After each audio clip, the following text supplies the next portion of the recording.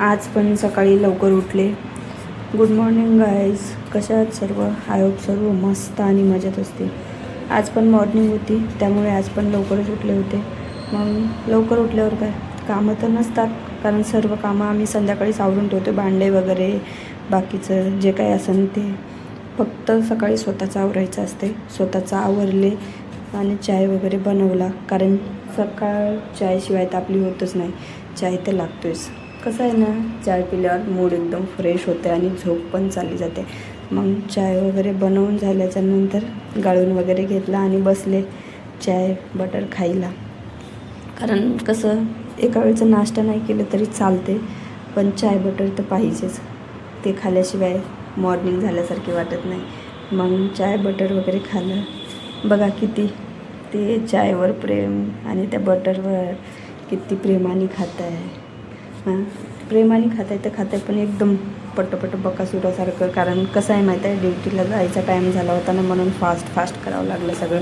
आणि चाय बटर म्हणल्यावर तर ते आपल्याला खूपच फेवरेट आहे, खूप म्हणजे खूप फेवरेट. एका वेळचं जेवण नाही दिलं तरी चालेल, पण रोज सकाळी सकाळी चाय बटर लागतोय.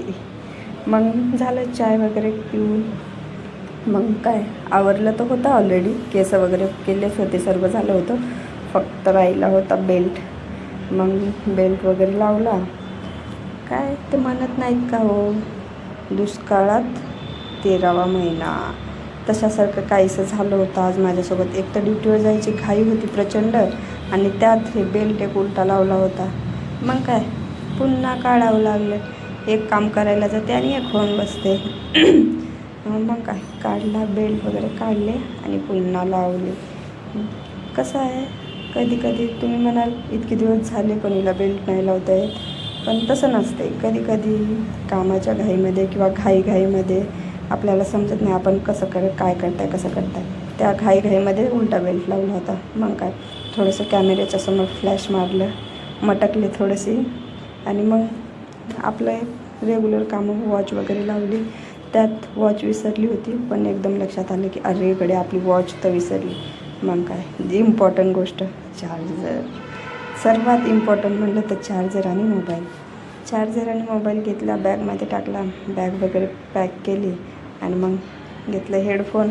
हे बघा कसं आहे, ते गळ्यात दोऱ्या लटकवल्यासारखं, बैलाच्या गळ्यामध्ये कशी दोरी लटकवलं तशासारखं टाकलं गळ्यामध्ये, आणि थोडंसं कॅमेऱ्याच्या समोर बघितलं आणि निघाले. मग काय आता निघाले म्हणल्यावर शूज तर लावावंच लागते. घेतले DMS आणि लावायला चालू केलं. काय सांगू तुम्हाला, या DMSनं तर माझ्या पायाला इतके छाले आले आहेत ना. छाले म्हणजेच फोड, खूप असं रेडनेस झालं आहे. मला चालायला पण खूप जास्त त्रास होतो, खूप भयानक.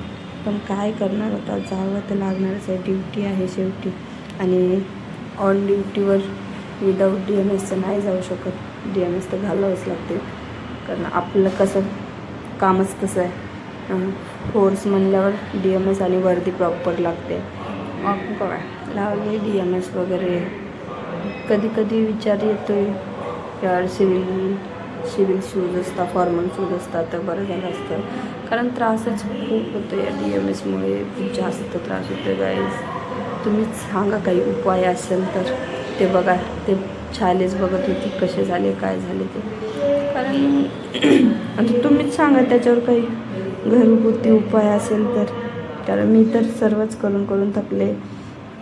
हळदीचा लेप लावला, डॉक्टरकडे गेली, रोजचे सॉक्स चेंज करायला लागले, नवीन सॉक्स लावायला लागले, तरी पण नाही होत आहे. मग झाली तयारी, शूज लावून उठले, गेले बॅग घ्यायला. बॅग वगैरे घेतली आणि निघाली आपल्या ड्युटीकडे. कारण निघाले आता ड्युटीकडे. हे बघा चालले, मेट्रो स्टेशनवर आहे गाईज. मी जिथून रोज जाते ना, ज्या स्टेशनवरून, त्या स्टेशनवर हे एवढं मोठं आंब्याचं झाड आहे.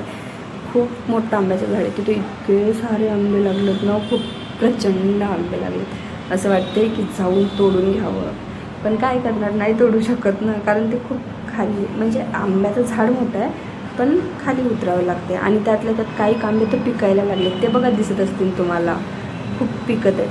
मग आज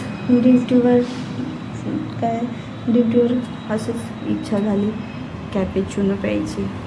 मग काय गेले तिथे, आमच्या तिथेच एक सॉफ्टी म्हणून शॉप, सोसायटी म्हणून शॉप आहे, त्या शॉपमध्ये गेले आणि सांगलं त्या दादाला कॅपेचिनो बनवायला.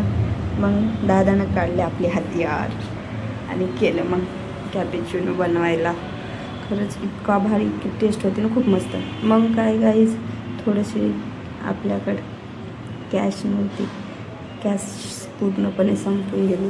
आणि कधी कधी कसं ड्युटीवर चाय वगैरे प्यावं लागतं, तर ऑनलाईन व्यवहार होत नाही, कारण आपले मोबाईल असतात जमा. मग काय, आपला हत्यार काढला ATM आणि गेले. मग ATMमध्ये काढलं तिथून कॅश. कसं कॅश जवळ राहिलं आणि कधीही काय काम पडलं तर टेन्शन राहत नाही. मग कॅश घेतले आणि निघाले. आज माझी दुसऱ्या स्टेशनला ड्युटी होती, कारण फर्स्ट शिफ्ट आमच्या स्टेशनला केली आणि सेकंड शिफ्ट माझी दुसऱ्या स्टेशनला होती, म्हणजेच IP होती. तिकडे IPला गेले तर इतकं भारी वाटत होतं, इतकं भारी, बापरे सांगूच नका. इतकं जबरदस्त फील होत होतं, कारण तिथे गेल्या गेल्याच सर्व मला म्हणायला लागले, मॅडम तुम्ही रील्स बनवता ना, मॅडम तुम्ही व्हिडिओ काढता ना, मॅडम तुम्ही ब्लॉग बनवता ना. खरंच इतकी भारी फिलिंग होती ते, इतकी भारी फिलिंग मी तुम्हाला शब्दात नाही सांगू शकत. आणि तिथला स्टॉप पण इतका छान होता, खूपच छान. ते 2 ताई तर एवढ्या मस्त होत्या. मग काही घाटकोपरला गेले, कारण जाता जाता चायनीज खायची इच्छा झाली, पण चायनीज काही भेटलं नाही. मग तिथे जाऊन हे पिझ्झा बर्गर खाल्लं, खूप भारी पिझ्झा होता. हे बघा तिथले शॉप. चला काही